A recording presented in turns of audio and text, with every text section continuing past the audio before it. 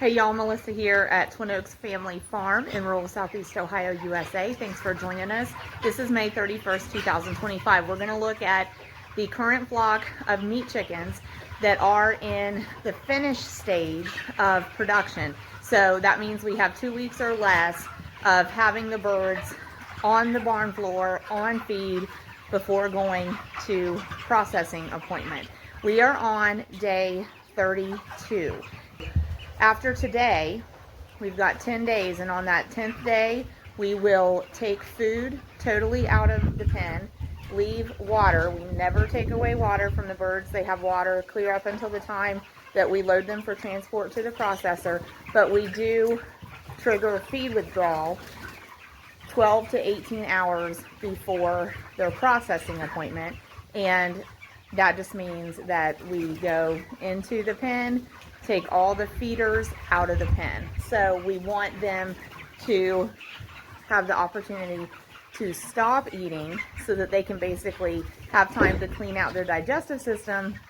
As we're looking at them, I want to talk a little bit about how important it is to raise meat birds according to the nature of meat birds, and how important it is to be prepared to butcher them or have them processed, and how critical it is to do that in a timely manner. So to set this up, I am really responding to, I told y'all about a short we did, and we overlaid the song "It Won't Be Long" by George Burge out of the YouTube library to a recent short that we titled "Doesn't Take Long to Make Chicken." And you know, the wider your content gets on YouTube, the more you not only run into like-minded folks, but the more you run into people who don't have the same perspective as the content creator. So on that particular short, a lot of views. First comment, "That's so sad." I told y'all about this in a video. You actually can go watch that. It's an interesting comment thread exchange there, because that was one of those times where instead of just taking the smile and walk away road, I felt compelled that, you know, this is something that needs answered. So I answered with a question, which I often do, and would say to you, if you, especially face-to-face in conversation, if you find yourself facing totally different perspectives than yours, the first thing to do is to try to understand and seek, what really am I hearing? What really am I getting in this situation from the other person? The comment was, "That's so sad." And I answered basically with, what's sad about taking good care of livestock for the production of food? And so the viewer, and credit to them, I felt that the exchange was polite. I felt that the exchange was respectful of each other's position, but the viewer did answer my question and said that the birds, it's sad that the birds have been modified to the point that they grow so quickly that they can't walk and they can't stand. So I answered that from the perspective of a livestock producer who raises meat chickens. So a couple things, and we are going to look at the flock, 32 days old, really only being raised to about 42, 43 days, because that's the appropriate length of time to raise meat chickens for meat, okay? So that's part of this conversation. But want to go ahead and say, that's the thing about raising meat chickens. If we want egg production chickens, don't get meat chickens. If we want pet chickens, don't get meat chickens. If we want meat chickens, but we're really not willing to go ahead and butcher them or have them butchered when they're finished and at the appropriate time, don't get meat chickens. All those things are very important, because to that viewer and to every viewer that thinks like that viewer, here's the thing. Meat chickens are raised for meat.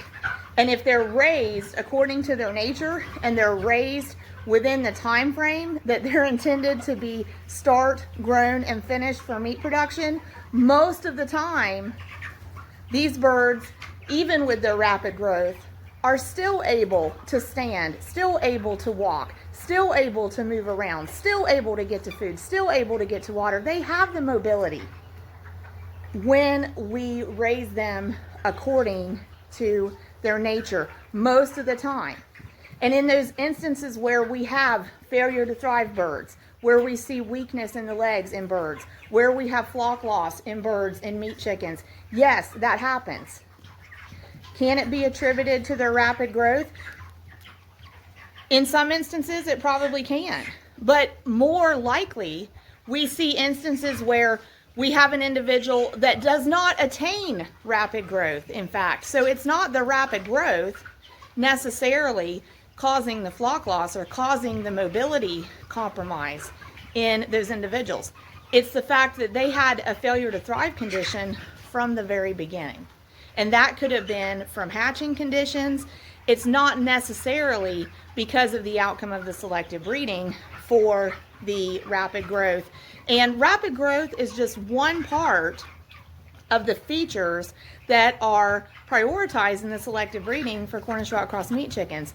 In addition to rapid growth, it's not just rapid growth for the sake of rapid growth. It's rapid growth coupled with efficient feed to meat conversion and joined with the particular distribution of where that meat is going on the cuts of the chicken. So all those things are part of it, but most of the time in our experience over 5 years and thousands of meat birds, when we see mobility issues, it wasn't in typical Cornish Rock Cross meat chickens.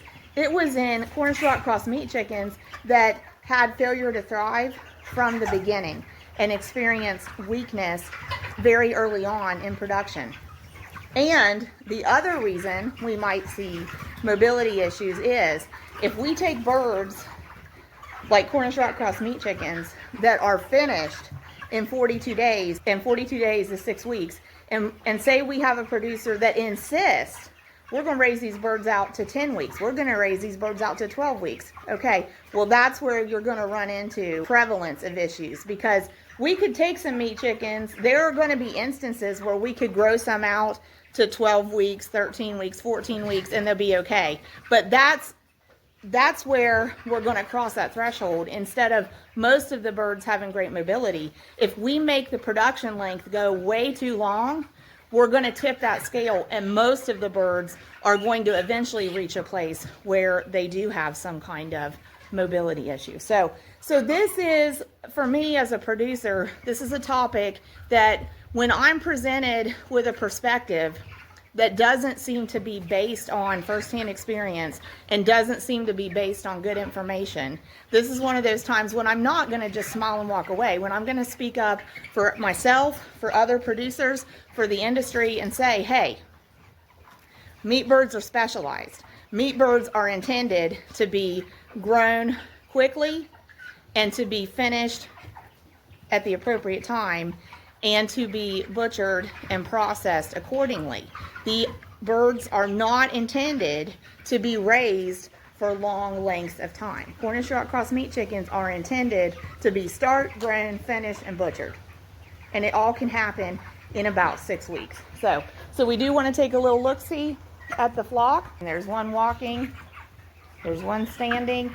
It's selective breeding that brings about prioritizing these qualities.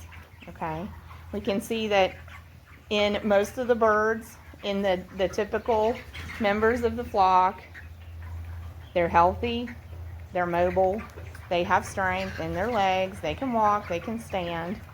But on the flip side of that, like anytime somebody sees meat birds resting, immediately they jump to the conclusion that those birds can't walk. Well, those birds can walk and stand. They just happen to be choosing to lay down right now. And actually, for meat birds, yes, they are going to spend a lot of their time laying down and resting because they are growing so much. And they are growing so much faster than other kinds of chickens that we consider typical chickens. Now, we talked one time in another video, they're actually eating comparably to other chickens. Now, we may have to ration their food to some extent. If we let them eat all that they wanted, they would out-eat other chickens. But if we say, okay, well, we know 10 pounds of food over 6 weeks can successfully start, grow, and finish a meat chicken, then that's what we're going to feed them. And that works out to about a 1/4 pound of feed a day average. They may eat less in the beginning each day and more at the end each day, but on average per day, it works out to the very same as a typical egg chicken. And they're growing so much faster. So that's why they're also resting so much more. So that's a threshold that I often notice about people's impressions of meat birds.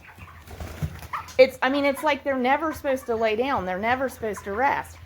Because if they do, we have people saying, they can't stand up, they can't walk. Well, you know, they gotta lay down and rest sometime, okay? So they can stand, they can walk, but they aren't meant to be kept in production for weeks and weeks and weeks and weeks. They are meant to be start, grown, finished, butchered, because they are growing rapidly and they will continue to grow. They're going to plateau off a little bit on their rate of growth after about 6 weeks, but you know, they're still going to get bigger and bigger after that even. So yeah, you do reach an end point where we need to take into consideration the nature of the rapid growth of the meat bird, and we need to be prepared to do what is intended to be done with meat chickens. They need to be butchered and processed for meat when they're finished. That's my 2 cents about not trying to keep the meat birds in production longer than they need to be in production. And that's part of the reason that we frequently say, hey, 6 weeks is enough. 6 weeks is usually enough. You may have some birds that grow at a little slower rate than that and may need a little more time, or you may have a production system that produces a little slower rate of growth, and maybe your birds need another week or 2, need week 7, need week 8. But in general, you need to just accept the nature of, these are meat birds. They produce meat rapidly. They're done in production quickly, and we need to be prepared for the end when we start at the beginning, truly. But we appreciate y'all supporting the channel. We were at $16.99 last time I looked. So we were one viewer away from 1,700, so that's fun. That's fun. Enjoying trying to make time to watch some other channels, enjoying seeing the creativity out there on YouTube. And we appreciate y'all supporting our channel. Thank you very much. So 414. That's where we're at. And just about 11 more days of production, so they're going to grow. And so we're at a point now, a couple things. We're probably going to be adding bedding just about daily, at least a shallow top dressing of bedding just about daily. I think we have about 18 bags of feed left. We'll kind of work out a schedule where we're feeding all 18 of those bags out by the day before feed withdrawal, so that they're finishing it up as we're triggering feed withdrawal.